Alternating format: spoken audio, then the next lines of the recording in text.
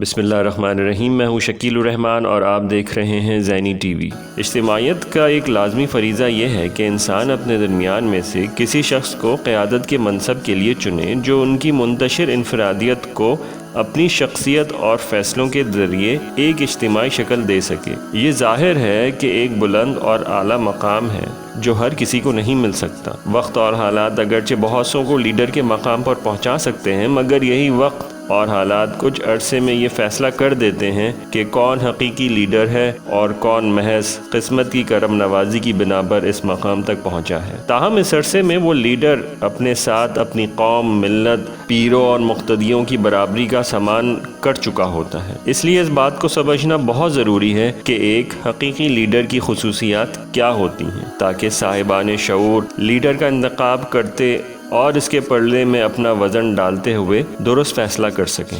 ایک حقیقی لیڈر عام لوگوں کی کئی اعتبار سے بلند اور برتر جگہ کھڑا ہوتا ہے، لیکن ان میں سب سے اہم چیز اس کی اخلاقی حیثیت ہوتی ہے۔ لوگ کسی اعلیٰ مقصد کے لیے ایسے کسی آدمی کا ساتھ نہیں دے سکتے جس کی اخلاقی سطح انہیں اپنی ذات سے پست محسوس ہو۔ اگر ایسا کبھی ہوتا ہے تو اس کا مطلب یہ ہوتا ہے کہ ان کے مفادات اور تعصبات نے ان لوگوں کو اکٹھا کیا ہے، نہ کہ کسی اعلیٰ اور عرفہ مقصد نے۔ اعلیٰ اخلاقی شخصیت کے علاوہ بھی لیڈر کئی دیگر پہلوؤں سے عام لوگوں کو متاثر کرتا ہے۔ وہ لوگوں کو اپنی گفتگو، وجاہت، اخلاق و سیرت، علم و شخصیت، طاقت و ذہانت اور دیگر گاڈ گفٹڈ اور اکتسابی صلاحیتوں کی مدد سے متاثر کرتا، انہیں اپنا بناتا اور کسی اعلیٰ مقصد کی حصول کے لیے انہیں اپنے ساتھ لے کر چلتا ہے۔ وہ ان کے مشورے اور تنقیدیں تحمل سے سنتا، اختلافات کو رفع دفع کرتا اور غلطیوں کی اصلاح کرتا ہے۔ اس کی یہی خصوصیات بہترین صلاحیت کے حامل لوگوں کو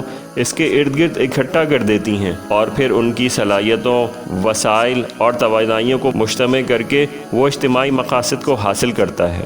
لیڈر کی ایک بنیادی خصوصیت مشکلات میں حوصلہ برقرار رکھنا اور دباؤ برداشت کرنے کی صلاحیت ہے۔ لیڈر پر حالات، دوست، دشمن سب یکساں طور پر دباؤ ڈالتے ہیں۔ ایسے میں اگر اس میں حوصلہ اور برداشت نہ ہو تو حالات اس سے غلط فیصلہ کروا دیتے ہیں، مخالفین اس کی کمزوریوں سے فائدہ اٹھاتے اور دوست نامناسب اقدامات سر انجام دلوا دیتے ہیں۔ ایسی صورتحال سے بچنے کے لیے ضروری ہے کہ لیڈر حالات پر گہری نظر رکھتا ہو، متعلقہ شعبے کا پورا علم رکھتا ہو، اس میں تجزیہ اور تحلیل کی بھرپور صلاحیت ہو، اپنے مقاصد اور ان کے حصول کا طریقہ کار کے بارے میں اس کا ویژن بالکل واضح ہو۔ لیڈر کی ایک اور خصوصیت صحیح فیصلہ کرنے کی صلاحیت ہے۔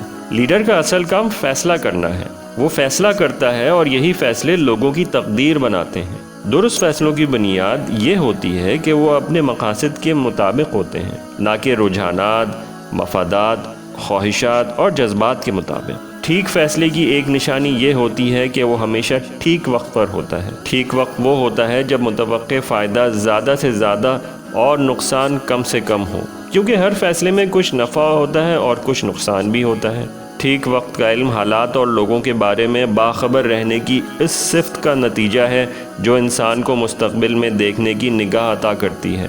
چنانچہ باخبر رہنے کے لیے اسے تمام ممکنہ ذرائع استعمال کرنے چاہیے۔ فیصلہ غلط ہو جائے تو یہ حقیقی لیڈر ذمہ داری قبول کرتا ہے، مگر اسے اپنی کمزوری کا تاثر کبھی نہیں دینا چاہیے۔ کمزور لوگ کبھی لیڈر نہیں بنتے۔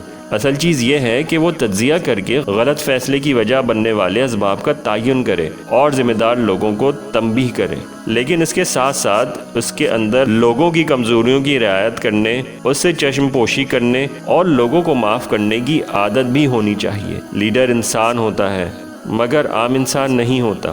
وہ منتظم اور مینیجر بھی ہوتا ہے۔ وہ اعلیٰ کردار، متاثر کن صلاحیتوں، صحیح و غلط کی تمیز، صبر اور حلم اور حوصلہ مندی کے اوصاف کا مجموعہ ہوتا ہے۔ یہی چیزیں لیڈر کو ایک لیڈر بناتی ہیں۔ اللہ تعالیٰ ہماری قوم کو کبھی بہترین لیڈر سے محروم نہ رکھے، آمین۔ السلام علیکم۔